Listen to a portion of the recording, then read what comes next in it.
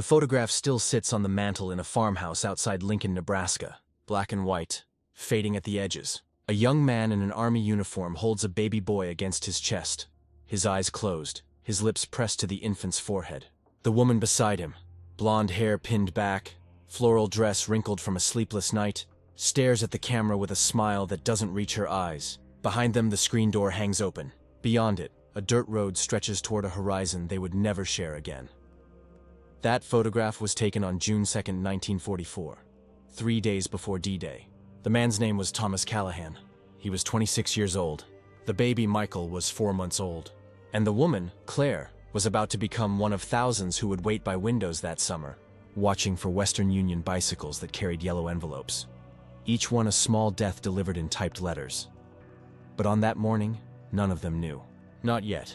Thomas had been awake since 4. He'd watched the sun bleed orange across the cornfields, listened to the rooster crow, felt the weight of his uniform against his skin. It felt heavier than it should. Not the fabric, the meaning. He'd packed his duffel twice, unpacked it once, then packed it again. Claire had pretended to sleep, but he'd heard her breathing change every time he moved. They'd already said everything there was to say. Words had run dry somewhere around midnight. Now, in the kitchen, she stood at the stove making eggs he wouldn't eat, and bacon he'd forced down to make her feel useful. Michael cooed in his bassinet by the window, oblivious, tiny fists punching at dust motes dancing in morning light. Thomas walked over and lifted him, cradling the boy's warm, milk-sweet body against his chest. The baby's heartbeat thumped against his own. Fast, innocent, unaware that his father was about to step into a machine designed to swallow men whole. "He looks like you," Claire said from the stove. Not turning around. "He looks like you," Thomas replied. It was a game they played, a way to avoid the real conversation. "Will you write?" she asked, and her voice cracked on the last word. "Every chance I get." "Will you promise to come back?" Thomas didn't answer right away. He looked down at Michael, at the tiny nose, the closed eyelids fluttering with infant dreams. He thought about all the promises broken by war, all the men who'd kissed their wives and swore they'd return, only to be buried in foreign soil under white crosses that stretched for miles. He thought about lying, about giving her hope, but Claire deserved better than a lie. "I promised to try," he said quietly. She turned then, spatula still in hand, tears streaming. "That's not good enough. It's all I have."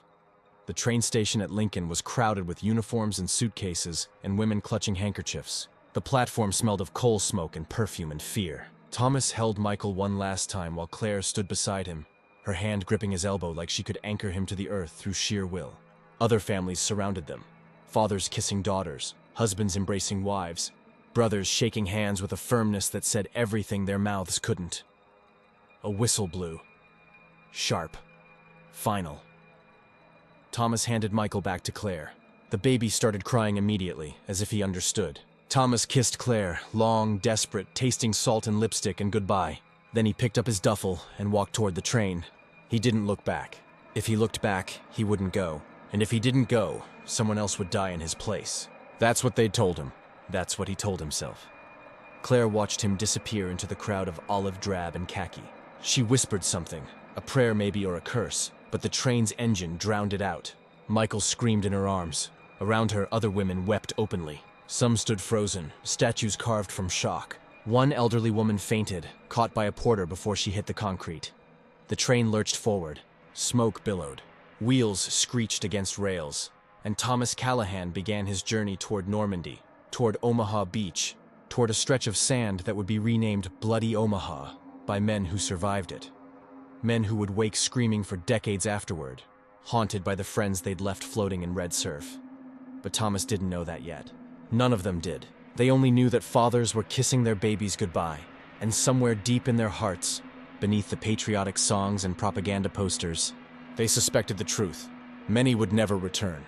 The USS Henrico cut through the Atlantic like a blade through dark fabric, its hull groaning with the weight of 2,300 men packed into spaces meant for half that number.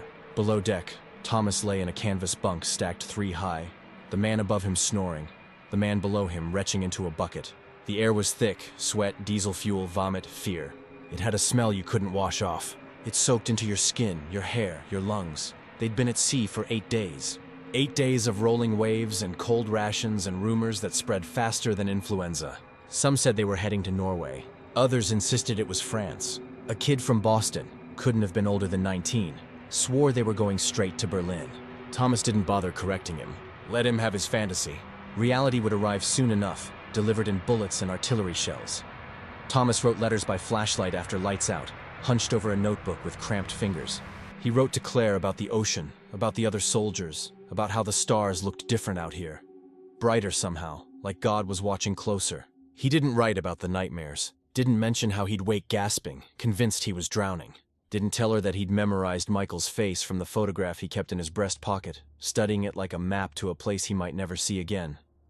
"You got kids?" asked the soldier in the bunk beside him. His name was Vincent Romano, a Brooklyn dock worker with hands like sledgehammers and a laugh that could fill a room. He'd shown Thomas pictures of his 3 daughters, Rose, Marie, and little Anna, who'd been born while he was in basic training. "A son," Thomas said. "Michael, 4 months." Vincent whistled low. 4 months, Jesus, you barely got to know him." "No," Thomas admitted. "I didn't." "That's the worst part, ain't it?"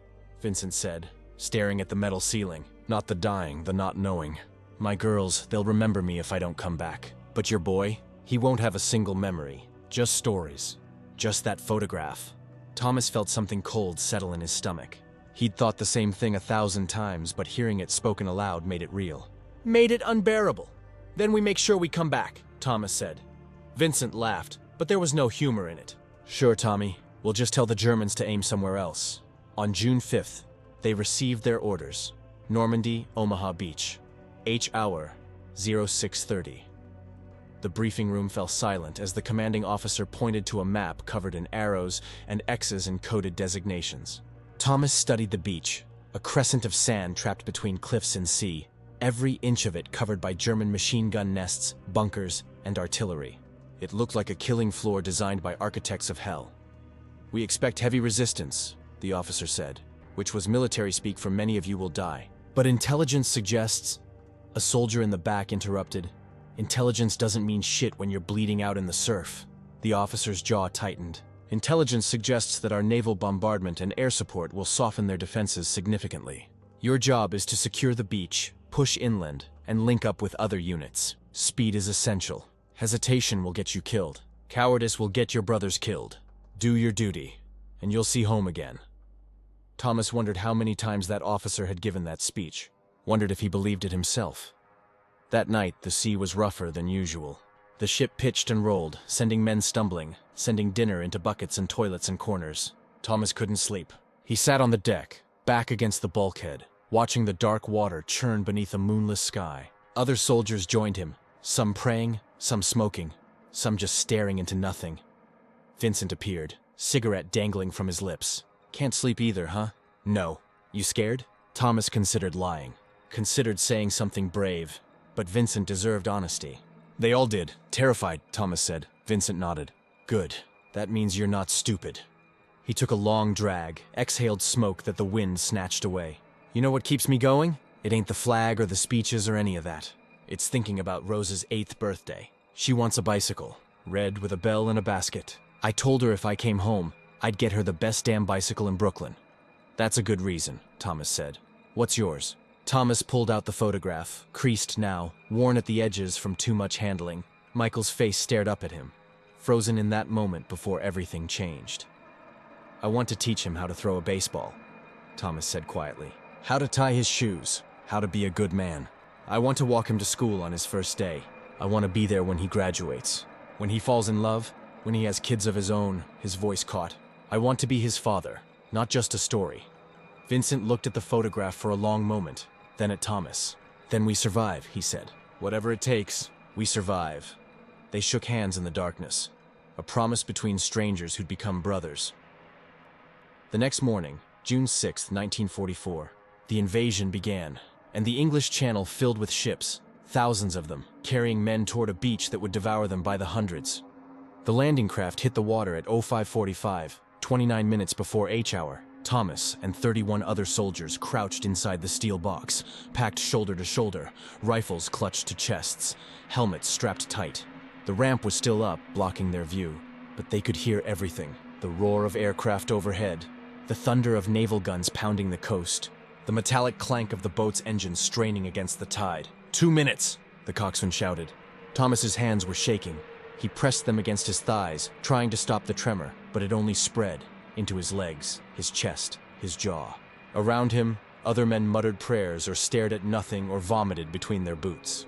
One soldier, a farm boy from Iowa, whose name Thomas had never learned, was crying silently, tears cutting tracks through the grime on his face. Vincent caught Thomas's eye across the cramped space. He mouthed something. "See you on the beach." Thomas nodded. Then the naval bombardment stopped. The sudden silence was worse than the noise. It meant they were close. It meant the Germans were waiting. It meant machine gun fire erupted like a metal scream. The first bullets punched through the landing craft's thin walls, sparking, ricocheting, finding flesh. A soldier beside Thomas jerked backward, a red flower blooming across his chest. He opened his mouth to speak, but only blood came out. He collapsed, twitching, drowning in himself. "Ramp down." "Move! Move!" The ramp dropped, slamming into surf that was already churning pink with blood. Thomas saw the beach, if you could call it a beach. Bodies floated in the shallows. Men stumbled forward and were cut down before they took 3 steps. Explosions sent geysers of sand and water and body parts into the air. The noise was inhuman, a symphony of death conducted by machines designed for maximum slaughter. "Go! Go! Go!" Thomas jumped into water that was chest deep and colder than ice. The weight of his gear dragged him down. His boots couldn't find purchase on the rocky bottom. A wave crashed over his head, filling his nose and mouth with salt and diesel and copper. He surfaced, gasping, and saw Vincent ahead of him, fighting through the surf. Thomas pushed forward, legs pumping against the current, lungs burning. A bullet snapped past his ear, so close he felt the heat. Another punched the water beside him. A third hit the soldier behind him, who screamed and went under and didn't come back up. The beach was chaos. Apocalypse. Hell made manifest. Men crawled behind steel obstacles, only to be shredded by mortar fire. Others ran toward the seawall and were mowed down by interlocking fields of machine gun fire that left no gaps, no safe routes, no mercy. The sand was carpeted with the dead and dying. Hundreds of them, thousands maybe, twisted into shapes that no longer looked human. Thomas reached the beach and threw himself behind a wooden obstacle studded with mines. Bullets chewed the wood above his head. He pressed his face into the sand, tasting blood that wasn't his own. Beside him, a medic was trying to patch a soldier whose leg had been blown off at the knee. The soldier kept screaming for his mother. Not God, not a medic, just his mother, over and over until his voice gave out, and then he just lay there, staring at the sky. "We gotta move." Vincent appeared, crouching low, his face streaked with soot and blood. "Staying here means dying here." Thomas looked toward the seawall, 50 yards away, maybe less, but it might as well have been 50 miles. The space between was a shooting gallery. Bodies lay scattered like discarded dolls. Smoke obscured everything. Somewhere, someone was screaming for a medic. Someone else was praying in German. A wounded enemy soldier, dying in the same sand as his killers. "On 3, Vincent shouted. 1, 2, Thomas thought of Claire, of Michael, of the promise he'd made to try. 3! They ran. Time became elastic, stretching, compressing, losing meaning. Thomas saw a soldier's head explode 10 feet away. Saw another man's arm torn off by shrapnel. Saw Vincent stumble, catch himself, keep running. Thomas's lungs burned. His legs were concrete. His rifle weighed 1,000 pounds. The seawall was 20 yards away. 15, 10. An explosion lifted him off his feet and threw him forward. He hit the sand hard, ears ringing, vision swimming. He couldn't hear anything except a high-pitched whine. Couldn't see anything except smoke and dirt and shapes moving through the haze like ghosts. Someone grabbed his collar and dragged him. He blinked, trying to focus. Vincent's face appeared above him, mouth moving, shouting words that Thomas couldn't hear. Vincent hauled him behind the seawall, into a pocket of relative safety where a dozen soldiers had gathered. Some wounded, some stunned, all terrified. Sound returned gradually, filtered through the ringing, the machine guns, the explosions, the screaming. Thomas sat up, checking himself for wounds. His uniform was soaked with blood, but none of it seemed to be his. Vincent was beside him, breathing hard, eyes wild. "We made it," Vincent gasped. "Jesus Christ, we made it." Thomas looked back at the beach, at the landing craft still spilling soldiers into the meat grinder, at the tide washing bodies back and forth like driftwood, at the sky turning gray with smoke. They'd made it to the seawall, but the war, the real war, had only just begun. And somewhere in Nebraska, Claire was waking up, making breakfast, holding Michael close, not knowing that her husband had just survived the longest 100 yards of his life, not knowing that the worst was still to come. They stayed pinned against that seawall for 3 hours. 3 hours of machine gun fire raking inches above their heads. 3 hours of mortars turning the sand into craters. 3 hours of watching men die, some quickly, some slowly, some begging for death because living hurt too much. A lieutenant. His name was Hargrove. Thomas learned later, rallied a group of engineers to blow a gap in the wire. They crawled forward with satchel charges while riflemen provided covering fire. 2 engineers made it. 3 didn't. The explosion shook the ground and opened a path inland, and Hargrove started screaming for everyone to move, move, move before the Germans could regroup. Thomas and Vincent were among the first through. They scrambled up the bluff, boots sliding on loose shale, fingers clawing at grass and roots and anything that would hold. Behind them, more soldiers followed, not the organized assault they'd trained for, but a desperate, disorganized surge of men who'd rather die fighting than die waiting. At the top of the bluff, they found a trench, empty, recently abandoned, cigarette butts still smoldering, a German helmet lying on its side. They dove in just as bullets started snapping overhead. The trench connected to a network of bunkers and pillboxes, all designed to enfilade the beach. No wonder the casualties had been so catastrophic. The Germans had spent years turning this coastline into a fortress. "We need to clear these bunkers," Hargrove shouted, his voice hoarse. "Otherwise, they'll massacre the next wave." Thomas and 5 others, including Vincent, volunteered. Or maybe they were volunteered. It was hard to tell the difference anymore. They moved through the trenches in a crouch, grenades ready, rifles up. Every corner was a potential ambush. Every shadow could hide death. The first bunker was empty except for shell casings and blood. The second contained 3 German soldiers. Boys, really. Couldn't have been older than 17. They surrendered immediately, hands up, faces pale with terror. One of them was crying. Thomas wanted to feel something. Anger, satisfaction, triumph. But all he felt was tired. The third bunker didn't surrender. They threw grenades inside and waited for the blast. Then they stormed in, rifles firing. Thomas didn't remember the details afterward, just flashes. A German soldier rising with a pistol, the crack of gunfire, the smell of cordite and copper. And then silence. Vincent was breathing hard, hands shaking. Jesus Christ. Thomas looked at the bodies, at the waste, at the senselessness of it all. These men had been someone's sons, maybe someone's fathers. They'd kissed their own families goodbye, made their own promises, carried their own photographs. Now they were just meat cooling on concrete. "Let's go," Thomas said quietly. "There's more to clear." By mid-afternoon, they'd secured the bluffs. By evening, the beach was transformed. Engineers had bulldozed paths through the obstacles, medics had set up aid stations, and supply trucks were rolling ashore.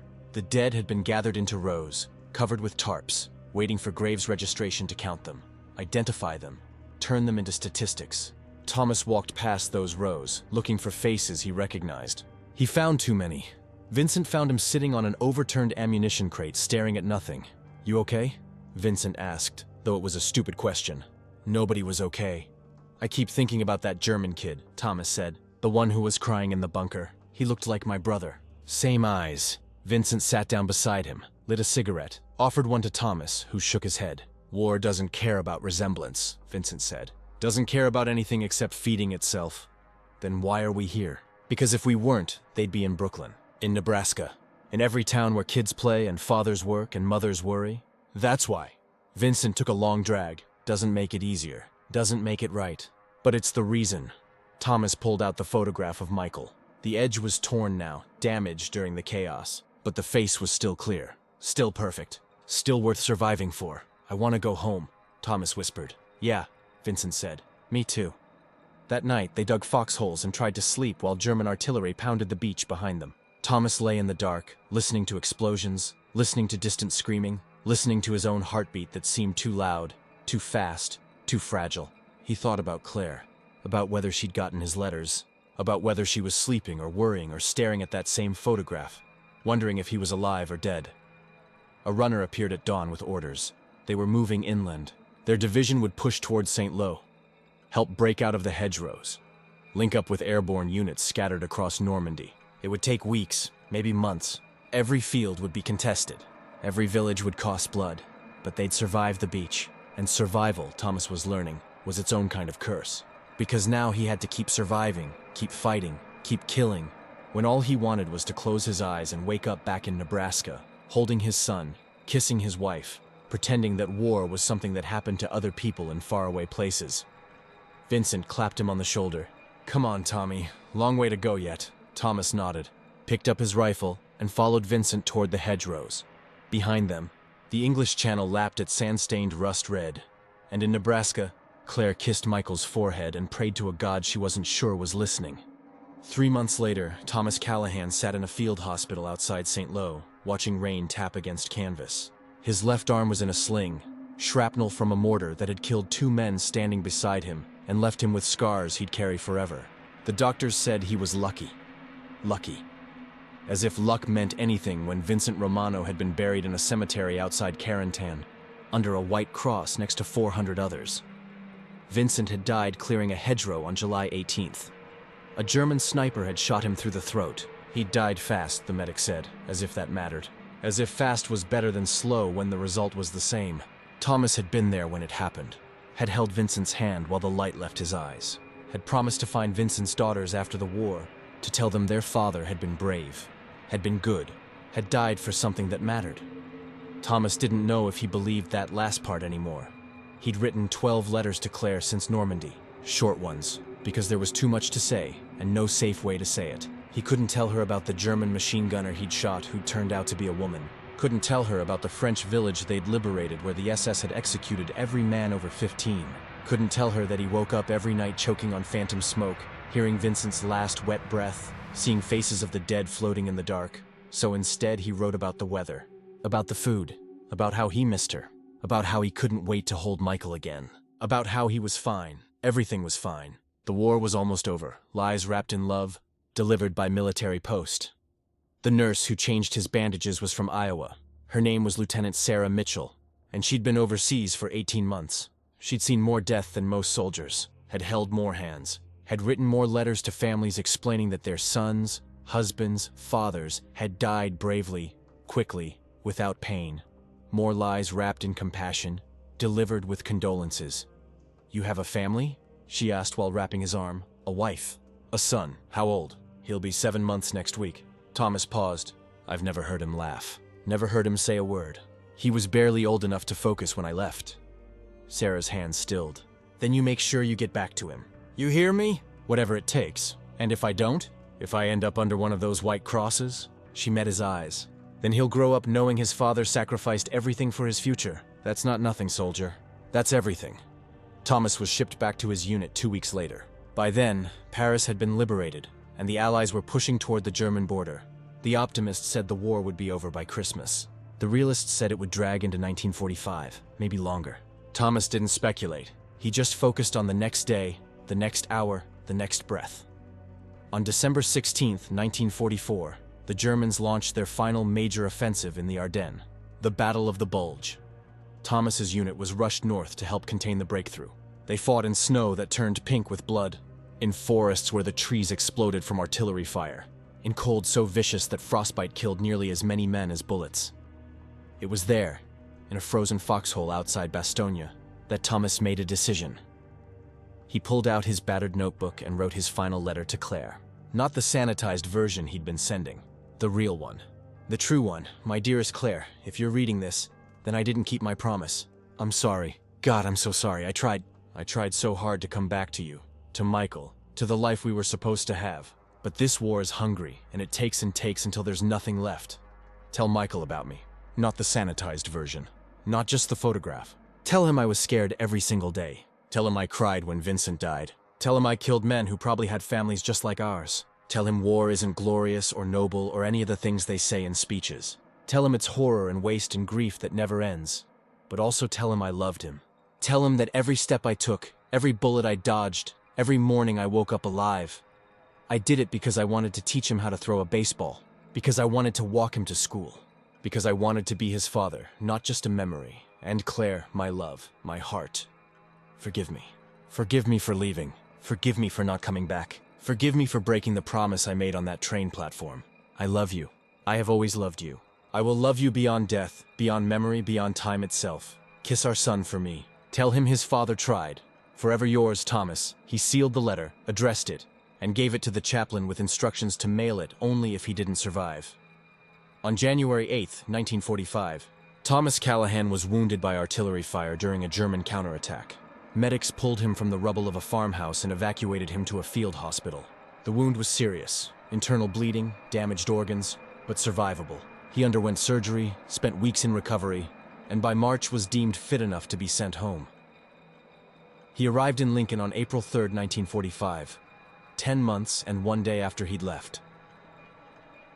Claire met him at the station with Michael in her arms. The boy was bigger now, hair thicker, eyes brighter. He looked at Thomas with curiosity, not recognition. Thomas's heart broke and mended simultaneously. Claire ran to him, Michael bouncing against her hip, and they collided in an embrace that felt like resurrection. She was crying. He was crying. Michael, confused by the emotions, started crying too. And for the first time in nearly a year, Thomas laughed. Really laughed. The sound felt foreign, like a language he'd forgotten. "You came back," Claire whispered against his chest. "You kept your promise." "I tried," Thomas said, his voice breaking. "God, I tried." They stood there on the platform while other families reunited around them, while trains arrived and departed, while the world kept turning, indifferent to miracles and tragedies alike. That night, Thomas held Michael while Claire slept beside them. He studied his son's face in the lamplight, memorizing features, counting fingers, watching the rise and fall of his tiny chest. He thought about Vincent, who would never hold his daughters again, about the German boy in the bunker, about all the fathers who'd kissed their babies goodbye and never returned. "I'm here," Thomas whispered to his sleeping son. "I'm here, and I'm never leaving again." It wasn't entirely true. The war had left scars, nightmares that would wake him screaming, anniversaries that would pull him into dark places, sounds that would make him drop to the ground decades later. But he was there, present, alive, and that would have to be enough. The next morning, Thomas took Michael outside to the porch.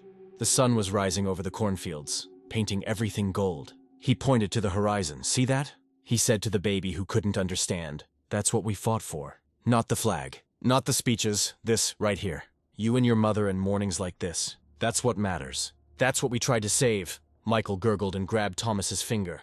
And Thomas, scarred, haunted, broken in ways he couldn't name, smiled.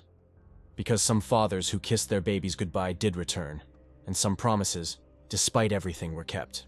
If this story moved you, share it, so that their sacrifice, their memory, and their love are never forgotten. Let us remember all the fathers who tried. Comment below with your thoughts, and subscribe to honor the stories of those who gave everything for tomorrow.